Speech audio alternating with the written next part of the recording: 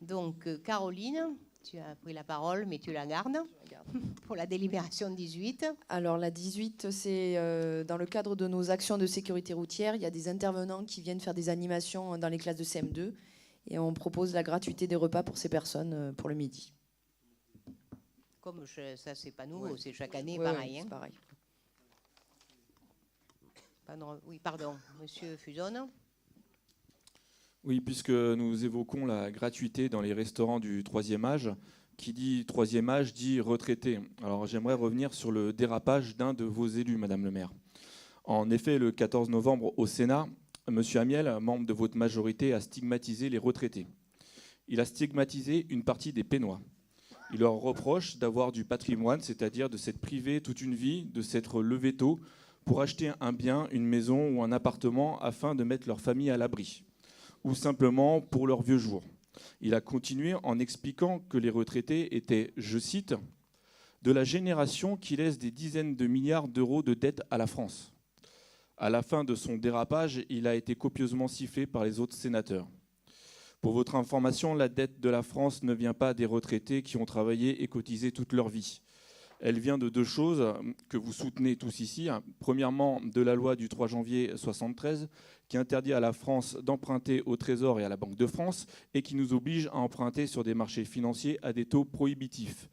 Sur 2200 milliards de dettes, nous avons remboursé 2000 milliards d'euros d'intérêts. En d'autres termes, c'est une arnaque que vous soutenez tous. Deuxièmement, l'immigration massive que vous soutenez encore tous, qui nous coûte entre 60 et 80 milliards d'euros par an. Voilà d'où vient la dette. Ça n'a rien à voir avec nos retraités qui ont une vie de labeur.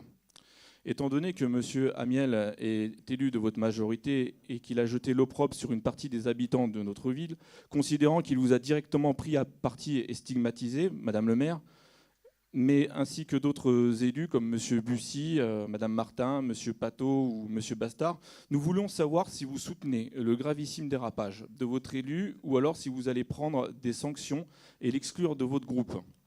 Car lorsque l'on est maire, on ne peut pas laisser insulter une partie de la population de sa ville, de surcroît s'il s'agit d'un élu de sa majorité.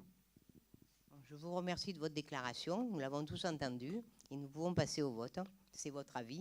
Merci de l'avoir donné. Donc vous soutenez ces propos? Mais je ne vous ai pas répondu. Et je si, ne vous donc vous les répondrai soutenez. pas. Vous n'allez pas prendre de sanctions contre lui. Non, mais très bien. Donc, parce que je n'ai pas entendu ces propos. Si, hein. Donc mais si, vous avez moi je vous les rapporte. Il a je dérapé gravement. Il a jeté l'opprobre sur une partie des Pénois, ce qui est totalement inadmissible. Quand même, hein.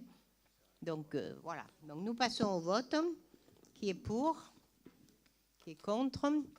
Qui s'abstient? Adopté. Bon, Caroline, la 19. Alors 19, c'est les tarifs 2018 pour l'espace jeune de la Renardière.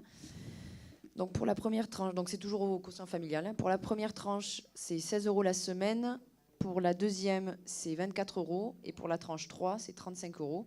Sachant que c'est les tarifs par semaine pour les vacances, puisque le reste du temps, l'accès à l'espace jeune et les activités proposées sont gratuites. Des remarques? Oui, M. Marron. Merci Caroline. Du coup, même sujet que la délibération numéro 17, nous aurions fait un choix différent. Nous augmentons de 15,25 € à 16 € pour la tranche du quotient familial de 0 à 300 €, soit 3% supplémentaires. Donc pour le coefficient familial le plus bas, plus 3%. Pour les familles qui travaillent et qui ont un quotient familial supérieur à 1 500 €, nous passons d'un tarif de 32 à 35 € plus 9%. C'est-à-dire qu'encore une fois, pour ceux qui se lèvent tous les matins, qui vont travailler, nous allons demander un effort 3 fois plus important que le reste de la population.